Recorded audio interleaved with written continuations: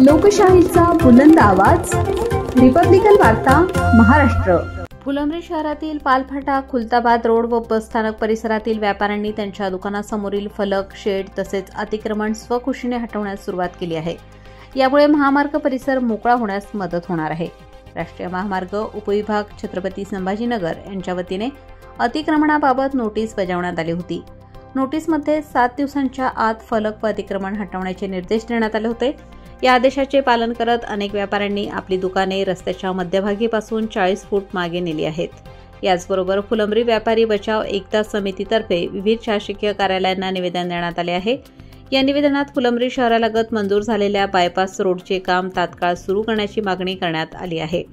विशेषतः छत्रपती संभाजीनगर ते खुलताबाद रोडवरील कारखाना आणि जळगाव रोडवरील लुकमान ढाबा दरम्यानचे बायपास रस्त्याचे काम त्वरित हाती घ्यावे अशी स्पष्ट मागणी करण्यात आली।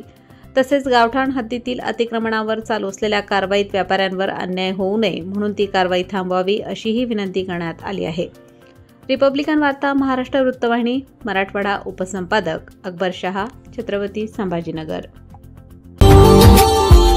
Subscribe now and press the bell icon.